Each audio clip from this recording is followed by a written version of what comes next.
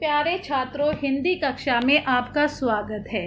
ग्रीष्म अवकाश से पूर्व हमने स्पर्श भाग 2 से बड़े भाई साहब नामक पाठ पढ़ा था। अब इस पाठ का दोहरान करेंगे। इस पाठ से संबंधित बहुविकल्पी जो प्रश्न पूछे जाएंगे, अर्थात सर्वप्रथम हम प्रेमचंद जी के जीवन परिचय पर रोशनी डालेंगे कि प्रेमचंद जी का जन्म 31 जुलाई सन 1880 को बनारस के करीब लम्ही गांव में हुआ था। उर्दू में प्रेमचंद जी नवाब राय के नाम से लिखा करते थे और हिंदी में प्रेमचंद नाम से लेखन का कार्य किया। निजी व्यवहार और पत्राचार धनपत राय नाम से ही करते रहे, अर्थात इनका वास्तविक नाम था धनपत राय। उर्दू में प्रकाशित पहली कहानी संग्राम सोजे वतन इन्होंने लिखी, जो अंग्रेज सरकार ने जब्त कर ली। आजीविका के लिए इन्होंने स्कूल मास्टरी, इंस्पेक्टरी, मैनेजर के करने के अलावा इन्होंने हंस और माधुरी जैसी प्रमुख पत्रिकाओं का भी संपादन किया। अर्थात इन्होंने कौन सी पत्रिकाओं का संपादन किया, तो इसे मैं पुनः समझा रही हूँ। हंस और माधुरी जैसी नामक पत्रिकाओं का संपादन किया। कुछ समय मुंबई की फिल्मी नगरी में भी बिताया, लेकिन उन्हें वहाँ ये चीज़ रास नहीं आई। यद्यपि इनकी कई कृतियों पर यादगार फिल्में भी बनी। आम आदमी के दुख दर्द के बेजोड़ चित्रे प्रेमचंद को उनके जीवन काल में ही कथा सम्राट, उपन्यास सम्राट कहा जाने लगा, अर्थात इन्हें साहित्य सम्राट के नाम से भी जाना जाने लगा। इन्होंने हिंदी कथा लेखन की परिपाटी पूरी तरह से बदल डाली। अपनी रचनाओं में उन्होंने उन लोगों को प्रमुख पात्र बनाकर साहित्य में स्थान दिया जिन्हें जीवन और जगत में केवल प्रताड़ना और लांछन ही मिले थे। 8 अक्टूबर सन 1936 में उनका देहावसान हुआ, अर्थात उनका स्वर्गवास हो गया। प्रेमचंद जी ने जितनी भी कहानियां लिखी वे सब मानसरोवर शीर्षक से 8 खंडों में संकलित हैं। अर्थात उनकी कहानियां कितने खंडों में संकलित है? 8 खंडों में। उनके प्रमुख उपन्यास गोदान, गबन, प्रेमाश्रम, सेवा सदन, निर्मला, कर्मभूमि, रंगभूमि, कायाकल्प, प्रतिज्ञा और मंगल सूत्र है। मंगल सूत्र अपूर्णता, अर्थात इससे पहले ही इनका देहांत हो चुका था। अब हम बड़े भाई साहब पाठ का बारे में जानकारी प्राप्त करेंगे और इससे संबंधित प्रश्न किस तरह से बन रहे हैं हम उसकी चर्चा करेंगे।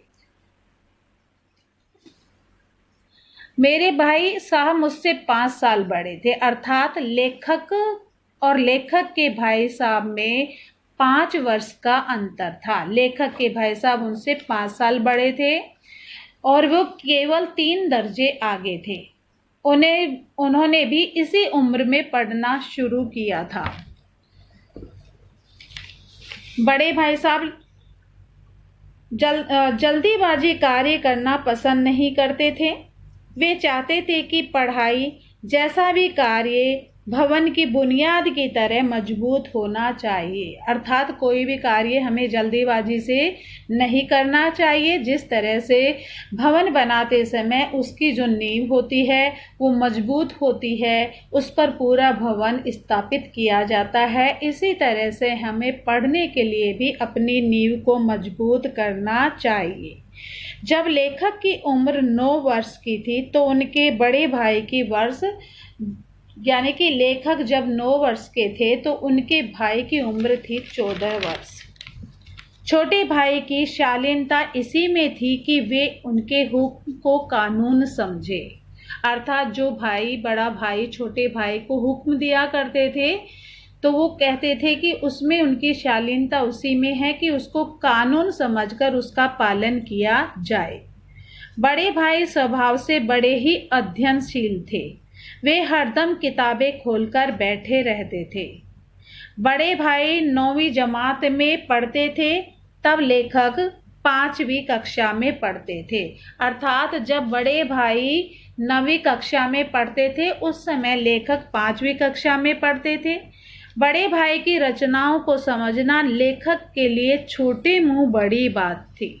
यहाँ छोटे मुंह बड़ी बात एक मुहावरा है जिसका अर्थ है हैसियत से अधिक बात करना, यानी कि जरूरत से ज्यादा बात करना। लेखक का मन पढ़ाई में बिल्कुल नहीं लगता था। जब छोटे भाई खेलकर आते थे तब बड़े भाई का रूप रौद्र यानी कि वो बहुत क्रोधित होता था। उन्हें देखकर उनके प्राण सूख जाते थे। यहाँ प्राण सूख जाना भी एक मुहावरा है जिसका अर्थ है बहुत घबरा जाना। बड़े भाई साहब सबसे पहले सवाल लेखक से यही करते थे जब वो खेल कर आते थे कि तुम अभी तक कहाँ थे। वे अंग्रेजी को पढ़ना साधारण नहीं मानते थे। वे कहते थे कि दादा की मेहनत की कमाई के रुपए बर्बाद नहीं करने चाहिए। अर्थात बड़े भाई का कहना था कि अंग्रेजी पढ़ना साधारण नहीं है, तुम सारे दिन खेल कूद में लगे रहते हो, पढ़ाई के लिए समय नहीं निकालते। अर्थात जो दादा बड़ी मेहनत से परिश्रम करके जो पैसे जोड़े हैं उनको तुम बर्बाद कर देते हो। इस तरह से बड़े भाई साहब उपदेश देने की कला में निपुण थे। लेखक ने टाइम टेबल बनाया लेकिन उस टाइम टेबल का उन्होंने पालन नहीं किया। अर्थात लेखक ने समय सारणी बनाई कि समय सारणी के आधार पर वो पढ़ाई करेंगे, लेकिन उन्होंने उस समय सारणी का पालन नहीं किया। छोटे भाई बड़े भाई के डर से कमरे में दबे पांव आते थे। दबे पांव का मुहावरा है जिसका अर्थ है चुपचाप आना। अर्थात वो अपने भाई से इतना डरते थे, जब खेल कर आते थे तो चुपचाप कमरे के अंदर प्रवेश कर जाते थे। सालाना इम्तिहान हुआ, बड़ा भाई साहब फेल हो गया और लेखक पास हो गया और दर्जे में वह उस दर्जे के अंदर प्रथम आया। तो बड़े साहब जब फेल हो गए और बड़े भाई पास हो गए, वो भी प्रथम स्थान पर। अब लेखक और भाई के बीच केवल 2 साल का अंतर रह गया। अब लेखक को अपने आप पर घमंड हो गया। अर्थात जब वो प्रथम आए तो उनको घमंड हो गया और अब वो बड़े भाई साहब का जो उनका रोब था वो पहले की तरह न रहा। अब उनकी बातें भी वो कम सुनने लगे। लेखक का मन है जो पढ़ाई में बिल्कुल नहीं लगता था, वो सिर्फ खेल कूद में ही ध्यान दिया करते थे।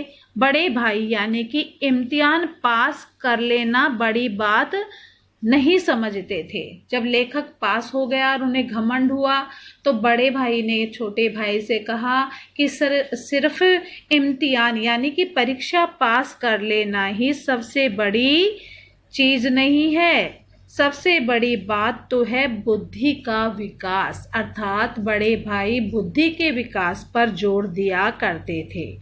उन्होंने छोटे भाई को समझाने के लिए रावण का उदाहरण देते हुए कहा। जब उनको अहंकार हो गया, छोटे भाई को घमंड हो गया, तो बड़े भाई ने देखा कि अब इसे कैसे समझाया जाए, तो उन्होंने रामायण में से रावण का उदाहरण लिया कि जो रावण थे वो भूमंडल के स्वामी थे।